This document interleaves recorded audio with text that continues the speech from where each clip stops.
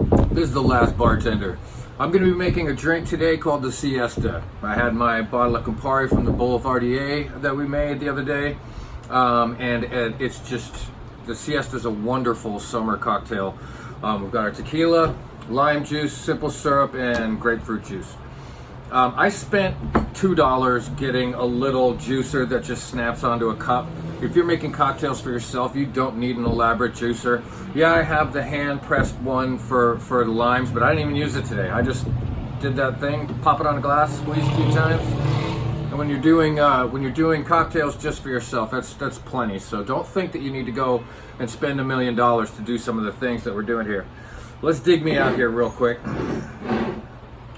All right, so this is a wonderful tequila. It's 110 proof. Organic luchador tequila. It's in the $40 range. If you've seen my other tasting videos, especially the Fuente Seca video, you'll know if I spend more than that, I'm drinking it straight. So that's why I opted for this. It's wonderful tequila, but it's in that price range that I feel comfortable mixing it with. So, all right. And this is a drink that if it's summertime and you're out by the pool, you don't want one. You want several. So that's why we're doing the pour spouts, so you can crank them out. So I have this, but I'm not even going to use it. So the recipe.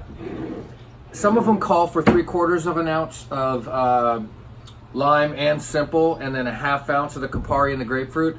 I do a 1/2 ounce all the way around and 2 ounces of tequila, Blanco tequila. Should be Blanco tequila. So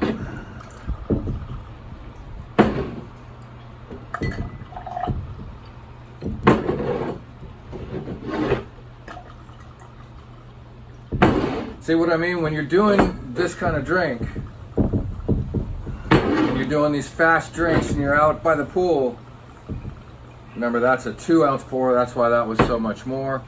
You want to crank these things out. And I do this in a mixing glass so you can see where we are in it. I'm going to do this one up.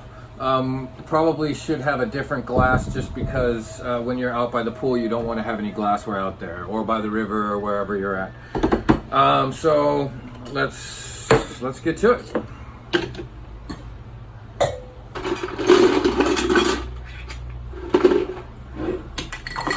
Woo! I would rather a little splashback than cupping your hand over it. I don't know why that bothers me. You're working with alcohol. The dirt on somebody's hand's not going to really affect you, but it's my own pet peeve. But occasionally, if you're not tilting the glass, you'll get a little splash back like I just did. All right.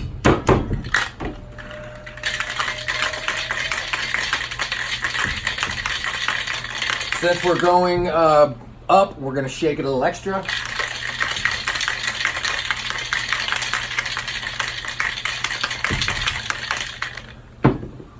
How much shaking you hear in a bar is a good indicator of whether or not you want to stay there. If you hear this, and that's it, or you see somebody who just kind of like this, you know that you're in a place that they don't really take care of their cocktails, and then they're not going to be able to take care of you. Chilled glass. Oh, I am so excited. You're gonna see a jump cut because I forgot my garnish. Oh, it's beautiful. You know, maybe I'll just run as fast as I can, see if that works. I did these garnishes beforehand because I'm gonna have several of them, and some fruits are a little more slippery than others. Some of these don't call for a garnish, some of the recipes you see, but I like it. I was tempted to flame it, but I'm getting a little flame happy, so. All right. There you go. One siesta cocktail. Give that a try.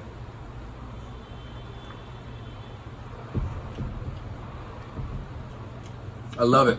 It doesn't need the extra sugar.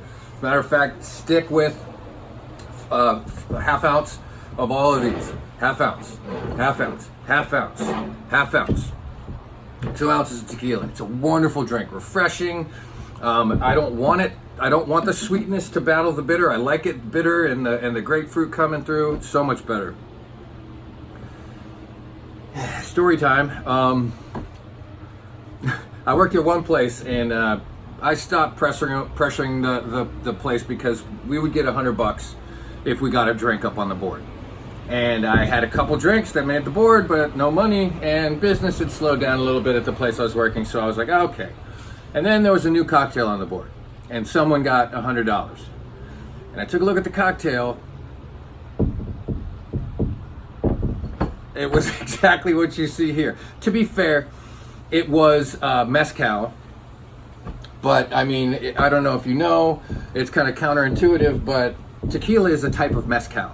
Mezcal is not a type of tequila. Tequila is a place in Mexico. All spirits made from that agave cactus are mezcals. The blue agave is tequila.